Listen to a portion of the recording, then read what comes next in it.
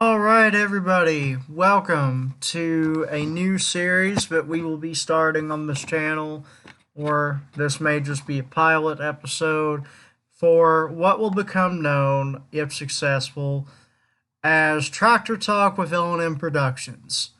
So, today we start Tractor Talk with the 1927 Farmall Regular, which was the first Farmall ever produced by the International Harvester slash McCormick Deering Companies.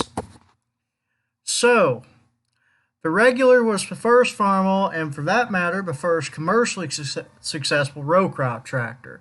Not only was it the first Farmall, it also was the first successful row crop tractor. The Regular was one of the key models that helped the tractor ultimately replace the horse. The Regular spent 73 years on a ranch near Bourne, Texas, before being purchased by Harold Schooner in 2000. This 1927 production year was of special significance as Ezra Schooner, Harold's uncle, took the role of General Superintendent of Farmall Works in 1925. In addition, Harold's father, Harold K. Schooner, began work at the same place in 1927, meaning two Schooner family members were at Farmall Works when the tractor above was built. The serious work on this 1927 model began on Schooner's place not far from Fredericksburg, Texas in 2009. Restoration required replacing all the engine seals, a new radiator core, replacing broken parts from a donor tractor, and creating a custom rear axle housing decals that perfectly match the factory originals. Schooner has a deep interest in agricultural history, and this Regular is a sentimental addition to his archives. So here we see part of the replacement. I would assume that's a replacement from when they were replacing some parts on the tractor that had either been lost, or I don't really know what happened. They even restored the serial tag when they painted it, which is actually rare on tractors. You don't really see many of them out there that when they've been repainted or restored, they don't paint over the serial tag. This Regular, on the other hand, it actually still has a serial tag, and not only can you see it, you can see it clear as day. So let's see what else we got here. So at this time, the Farmall was still owned and built by McCormick Deering. It had not yet been purchased and absorbed into International Harvester. So they were two separate companies at this time. But really, the Regular was the quintessential tractor when you discuss Farmalls. So this is coming from OctanePress.com. The Regular was the quintessential tractor. Like when you're talking about Farmalls, the Regular was the great granddad of all the Farmalls that have been produced ever, because it was the first of a long legacy of tractors that lasted from 1927 all the way up to, I think, maybe the mid 70s, although I could be wrong. I do know that International was still in production by the 80s, although they had dropped the Farmall name sometime in the 70s, because International kind of was slowly deteriorating, and in the 80s it really hit the fan. But yeah, that. So here's what Wikipedia has to say on it. Farmall is a name and later a brand name for tractors manufactured by the American company International Harvester. The Farmall name was usually presented as McCormick Deering Farmall, and later McCormick Farmall in the evolving brand architecture of IH. Farmalls were general-purpose tractors. Their origins were as row crop tractors, a category that they helped establish, and in which they long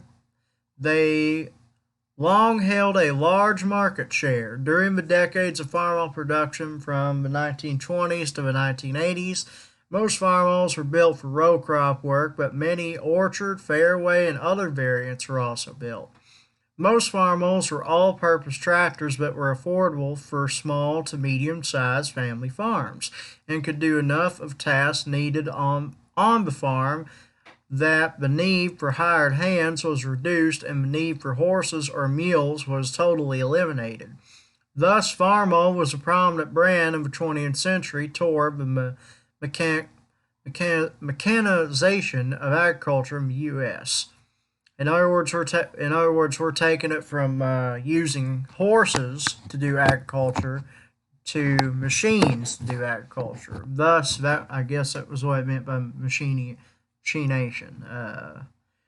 The original Farmall was widely viewed as a tractor to combine a set of traits that would define the row crop tractor category, although competition in that category came quickly.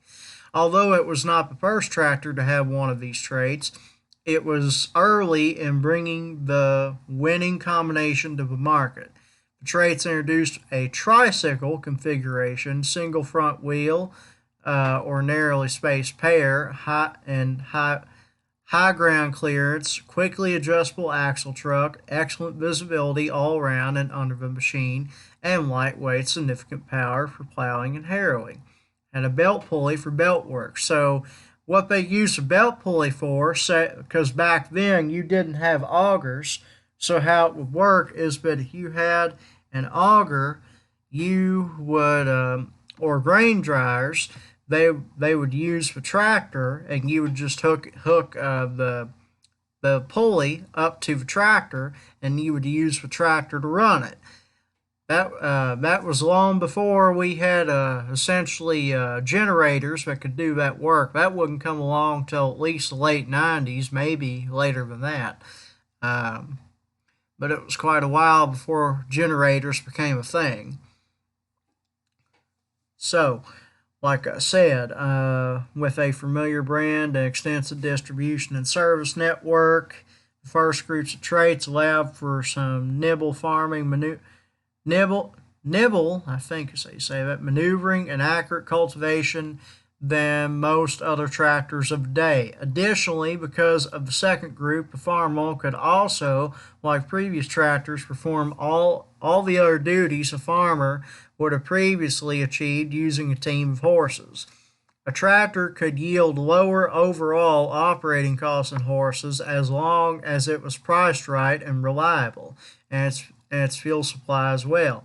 The Farmall mass-produced with the same low cost and high value FOs as the Ford Model T or Fordson tractor could meet that requirement. The Farmall was thus similar to a Fordson in its capabilities and affordability, but with better cultivating ability. Descriptions of tractors as general purpose and all purpose have been used loosely and interchangeably in the teens and early 20s, but a true all-purpose tractor would be one that not only brought power to plowing, harrowing, and belt work, but also obliterated the horse team entirely. This latter step is what changed the financial picture to heavy favor the mechanization of agriculture. Farmall was so successful at total horse replacement that it became a strong selling product. With the success of the Farmall line, other manufacturers soon introduced similar general to all-purpose tractors with varying success. In later decades, the Farmall line continued to be a leading brand of all-purpose tractors. Its red color was a distinctive badge. During the 1940s and 50s, the brand was ubiquitous in North American farming.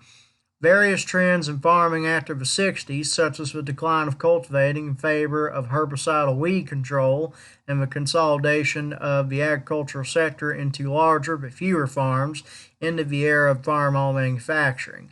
However, many farmalls remain in farming service and many others are restored and collected by enthusiasts.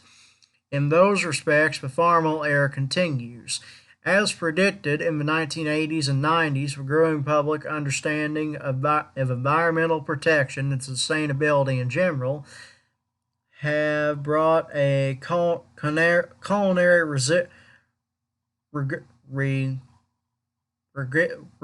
regenance, uh, restringence of interest in organic farming and local food production. This cultural development has brought a limited but notable revival of cultivating and of the use of equipment such as Farmalls. That just tells you a little bit about the brand Farmall. But anyway, let's see here. So,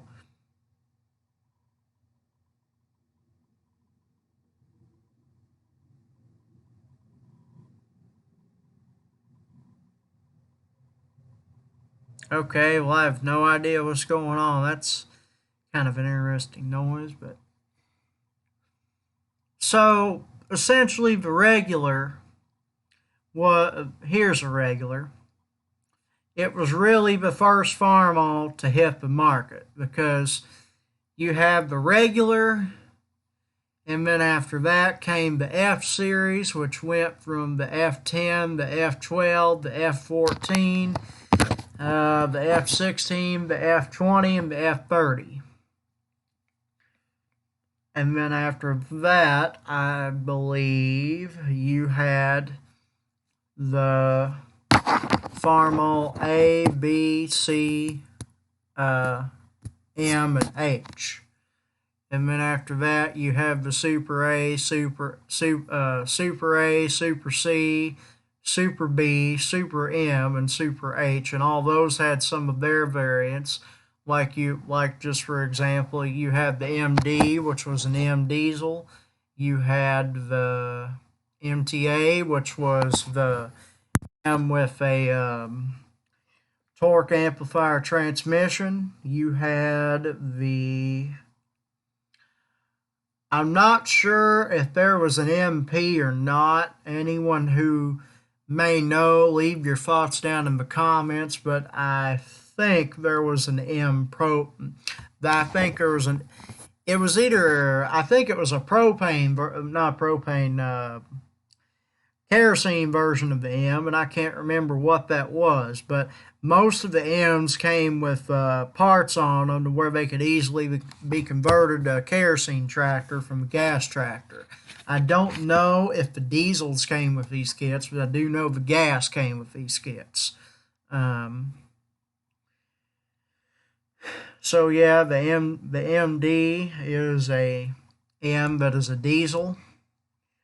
I didn't know you had the BM, which I would say was a B with a narrow front, although I don't know for sure.